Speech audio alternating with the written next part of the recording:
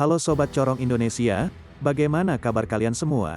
Semoga sehat selalu ya, agar kita bisa terus berdiskusi bersama di kolom komentar.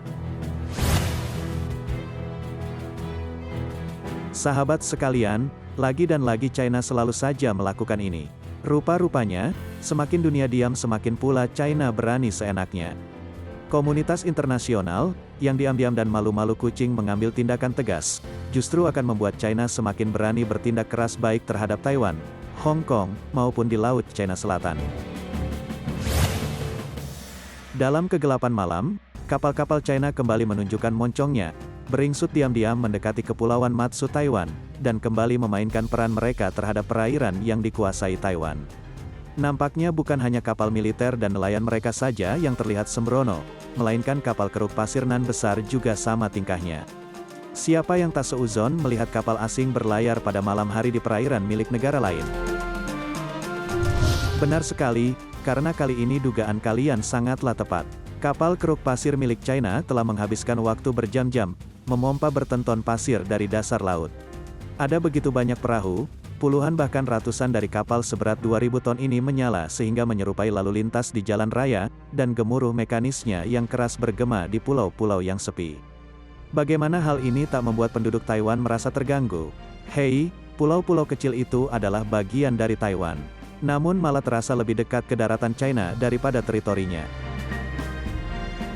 Benar, kapal keruk pasir China telah mengganggu mereka, merusak pantai mereka, menyusutkan pantai mereka, dan membahayakan kehidupan laut. Yang jelas, kapal keruk tersebut telah menciptakan ketakutan sejak mereka mulai datang dalam jumlah yang meningkat selama setahun terakhir, ketakutan tentang apa yang mungkin terjadi selanjutnya.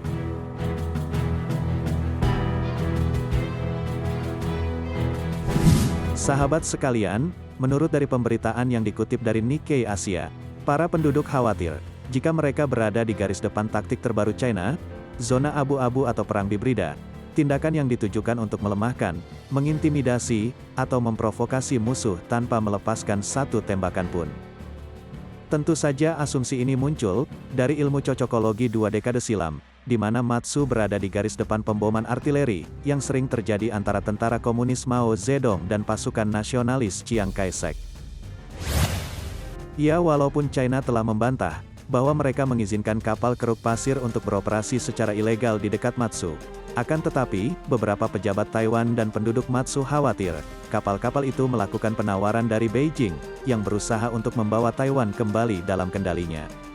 Kini, taktik zona abu-abu China dalam bentuk tekanan non-militer, dengan tujuan pelecehan dan intimidasi kian terlihat setelah politisi lokal Li Wen, kepala cabang lokal Partai Progresif Demokratik yang berkuasa di Taiwan berspeak up tentang penambahan kapal keruk China yang melonjak tinggi, seiring ketegangan lintas selat antara Beijing dan Taipei telah meningkat ke titik tertinggi dalam beberapa tahun. Benar sekali, rupa-rupanya China semakin pintar dan licik dalam memberikan tekanan, sedangkan Taiwan yang bingung harus bertindak apa. Iya, negara itu bingung merespon tindakan China. Jika Taiwan merespon dengan kekuatan militer terhadap kapal keruk sipil, maka sudah sangat jelas akan memberi China alasan untuk meningkatkan ketegangan. Sedangkan jika negara itu gagal merespon, maka sama saja negara tersebut mengizinkan penghancuran lingkungan dan infrastruktur miliknya, bukan begitu? Sahabat sekalian, bukan hanya itu, pesawat tempur China juga ikut andil dalam rencananya. Karena pemerintahan Taiwan melaporkan bahwa 28 pesawat tempur China, termasuk pesawat tempur dan pesawat pembom berkemampuan nuklir, memasuki zona identifikasi pertahanan udara Taiwan pada Selasa, tanggal 15 Juni lalu. Laporan dari insiden ini muncul setelah para pemimpin G7 mengeluarkan pernyataan bersama pada minggu lalu. Pernyataan yang isinya memarahi China atas serangkaian masalah, termasuk menggarisbawahi pentingnya perdamaian dan stabilitas di Selat Taiwan. Bukan hanya sekali atau dua kali, namun manuver yang dilakukan oleh Angkatan Udara China di dekat wilayah negara itu terlalu sering dilakukan, jatuhnya sangat mengganggu Taiwan. Kemhan Taiwan mencatat, jika serangan yang baru terjadi inilah yang paling besar. Maka dari itu, Kemhan Taiwan akan bertindak tegas mengirimkan pesawat tempur Taiwan dengan tujuan untuk mencegat dan memperingatkan pesawat-pesawat China itu. Sementara, sistem rudal Taiwan juga dikerahkan untuk memantau mereka. Bila si lawan nongol, maka akan langsung ditembak dengan rudal Taiwan. Sahabat sekalian, melihat dari tingkah China yang sudah tak berotak, bisa saja jika Indonesia menjadi sasaran berikutnya, ya berdoa saja semoga tidak ya sob.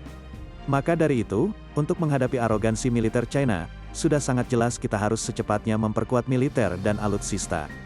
Wajib hukumnya karena ini menyangkut marwah dan harga diri bangsa. Oleh sebab itu, mari kita sambut dengan gembira tawaran-tawaran negara seperti Jepang dan AS untuk menguatkan angkatan udara kita dengan jet tempur dan lain-lain. Namun ya balik lagi, sebagai warga dunia di bumi bulat bundar ini kita tetap melakukan kerjasama ekonomi antar negara, yang saling menguntungkan termasuk dengan China. Karena dengan memperkuat militer dan kemampuan diplomasi, diniscayakan ada rasa segan untuk melakukan konfrontasi terbuka. Oleh sebab itu, yuk kita berbenah cepat dengan pakem yang sama, segera perkuat tentara kita dengan alutsista gahar, dengan jumlah yang sepadan dengan luasnya teritori kita. Kita juga bangun dan kembangkan manajemen pertempuran modern. Namun yang terpenting tetap menjaga iklim netralitas. Menjaga hubungan baik dengan China, dengan AS, Jepang, dengan negara-negara ASEAN lainnya.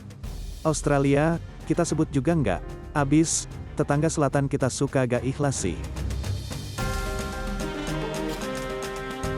Nah sobat sekalian, bagaimana nih menurut pandangan kalian terkait hal ini? Jika kalian memiliki pandangan yang berbeda, tulis di kolom komentar sob. Semoga saja masalah Taiwan dan China mendapatkan titik terang yang seadil-adilnya ya. Oke sekian dari admin, boleh di like dulu, subscribe juga boleh. Terima kasih.